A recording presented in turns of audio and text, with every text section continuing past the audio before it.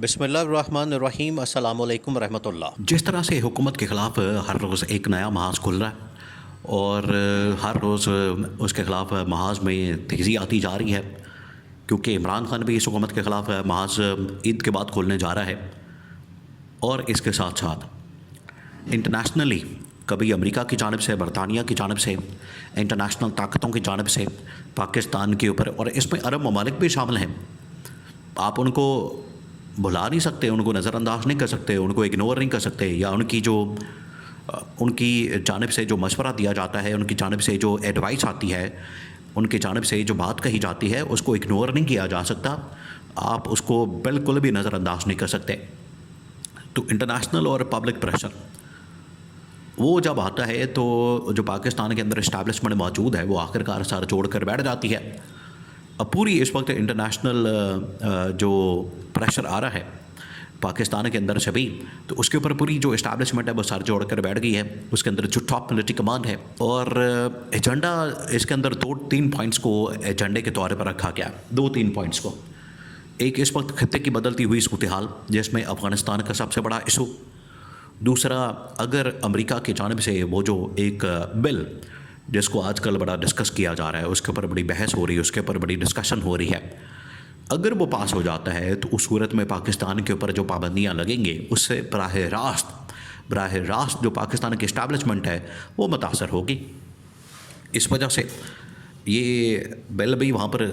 Under discussion आया है, bill के ऊपर भी गौर किया गया है। और तीसरा, ईद के बाद जो यहाँ पर पब्लिक का इस वक्त रद्द-ए-अमल वो सामने आने वाला है, या पब्लिक की जो प्रोटेस्ट कॉल है वो सामने आने वाली है जो इमरान खान ने दी है। तो ये 3 अहम तरीन पॉइंट्स हैं, 3 अहम तरीन, और 1 बाय 1 जो है उनके पर डिस्कशन की गई और उसके हवाले से एक सिनारियो भी रखा गया और बाद में उसका हल भी तलाश किया गया। सबसे पहले जो सिनारियो रखा गया है वो है इंटरनेशनली जो पाकिस्तान के ऊपर प्रेशर आ रहा है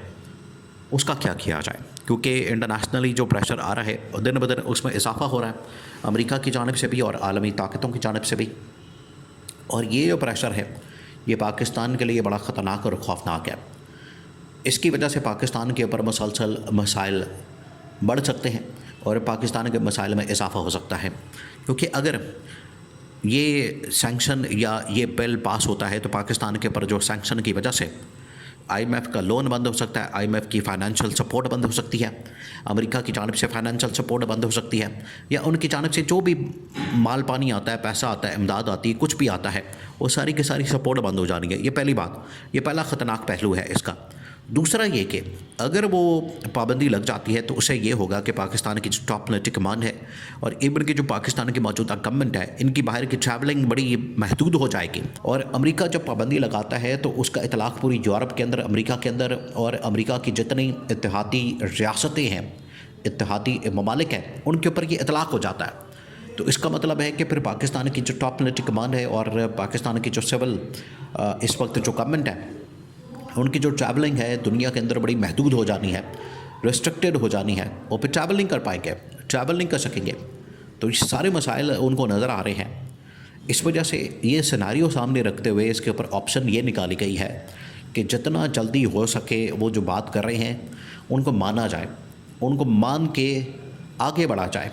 और उनके साथ बैठकर बात की जाए और कहा जाए कि बिल्कुल हम पाकिस्तान के अंदर जो जो आपकी डिमांड्स हैं उनके ऊपर काम करने के लिए तैयार हैं, हम उनके ऊपर अमल दरामद कर लेंगे, उनके ऊपर हम बात कर लेंगे और उनके ऊपर हम आगे बढ़ने के लिए तैयार हैं, ये उनकी जानिब से कहा जा रहा है। अब दूसरा सिनारियो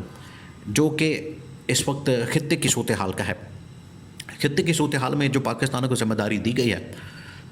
उसमें इस्टेब्लिशमेंट को जिम्मेदारी दी गई। देखिए, गवर्नमेंट का कोई भी आदमी खित्ते की सूरत हाल को इस वक्त मैनेज नहीं कर रहा, आप इस बात को समझें। ये बहुत बड़ी डेवलपमेंट हुई और आप इमेजिन करें कि इस वक्त हुकूमत की कोई औकात नहीं, कोई हैसियत नहीं, और सारा इस्टेब्लिशमेंट इसको मैनेज करती है। ना यहाँ से वज़ीर ख़ारजा गया, ना वज़ीर दिफा गया, ना यहाँ से कोई और बंदा गया, अफ़गानिस्तान के अंदर भेजा गया है। खित्ते की सूरत हाल के मतलब जो अहम तरीन टास्क और जिम्मेदारी दी गई पाकिस्तान के इस्टेब्लिशमेंट को, वो मोहम्मद सादिक ख़ान को भेजा गया। अब वो वापस आ गया अफ़गानिस्तान से और उसने आके सारी ब्रीफिंग देती है, और ब्रीफिंग के अंदर ये मामला उन लोगों ने सामने रखा है कि एक तो अफ़गानिस्तान के अंदर अमन अमान कायम करना है,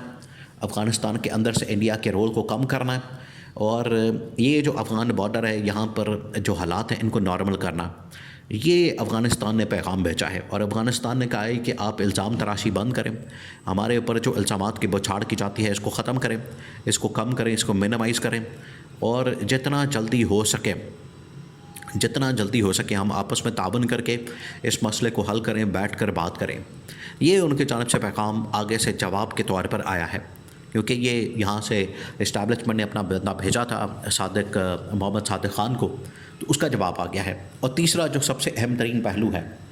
और इसके ऊपर ये फ़ैसला किया गया है कि ईद के फ़ौरन बाद यहाँ से टॉप लेवल के जो डेलीगेशन है वो भेजने हैं वहाँ पर अफ़गानिस्तान के अंदर, और इसी तरह से अफ़गानिस्तान का जो डेलीगेशन है पाकिस्तान के अंदर आएगा। अब बारी तो उनकी है अफ़गानिस्तान की, अफ़गानिस्तान को यहाँ पर बुलाया जाएगा, अफ़गानिस्तान को यहाँ पर बिठाया जाएगा, उनके साथ बात की जाएगी, डिस्कशन की जाएगी, और उनके साथ पर ये सारे जो खित्ते की सिक्योरिटी के मुतालिक मसाइल मौजूद हैं वो हल किए जाएंगे। आखिर के ऊपर जो सबसे अहम तरीन पॉइंट इस एजेंडे का जो हिस्सा था उसके ऊपर बात की गई है, और वो है एक तो इंटरनल प्रेशर पाकिस्तान के अंदर से पब्लिक का, आवाम का, लोगों का और सियासी जमातों का।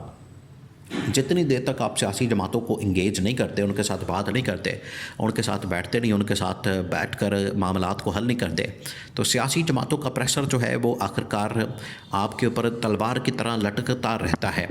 तो आपने अगर इनको ख़त्म करना है, देखें इसी वजह से ये जो नेशनल सिक्योरिटी कमेटी की मीटिंग हुई है उसके अंदर पीटीआई का ना आना इनके लिए एक दर्द सर बन चुका है, इनके लिए वबाल जान बन चुका है, इनके लिए मसले का बाइस बन चुका है। और ये समझ नहीं पा रहे कि अब पीटीआई को कैसे कन्विंस किया जाए, मनाया जाए, उनको कायल किया जाए, और ये फंस गए हैं क्योंकि पीटीआई ने जिस तरह से बायकॉट किया, इनकार किया, और पीटीआई के साथ अब मज़ीद जमातें मिलना शुरू हो गई हैं। अब उसमें जीडीए की जमातें हैं, उसमें उसके अंदर बलूचिस्तान की पार्टीज़ हैं, उसके अंदर अब मंजूर पश्तीन और बाकी पीडीएम वगैरह जमातें हैं, वो तमाम की तमाम जमातें इस वक्त इमरान खान के साथ खड़ी हो गई हैं, पीटीआई के साथ उन्होंने इत्तेहाद कर लिया है। तो इस सूरत में अब अगर ये इन जमातों का मुकाबला करने जाएंगे तो जमातों की आवाम के अंदर बड़ी मकबूलियत है, सबसे बढ़कर इमरान खान और पीटीआई की है। तो इनको ये मशवरा दिया गया, वहाँ पर टॉप पॉलिटिकल कमान ने ये सिनारियो सामने रख के ऑप्शन निकाला है कि हमें ईद के फ़ौरन बाद एक तो एहतजाजी कॉल को किसी तरह से इमरान खान ने जो दी हुई है ये वापस करवानी है। अगर ये एहतजाजी कॉल हो जाती है तो हमारा पट्टा बैठ जाएगा। दूसरा ये कि सियासी जमातों के साथ भी डायलॉग शुरू कर रहे हैं ताकि इस मामले को न्यूट्रल किया जाए। ये तीन अहम तरीन पॉइंट्स आखिरकार सर जोड़ कर बैठी जो पाकिस्तान की टॉप पॉलिटिकल कमान, उन्होंने इस बात के ऊपर इत्तफाक़ किया, और जितना जल्दी हो सके इनके ऊपर अमल दरामद का टास्क जो है वो अहम तरीन शख्सियात को इस हवाले से सौंप दिया गया है ताकि जल्द से जल्द इसके नताइज बरामद हो सके।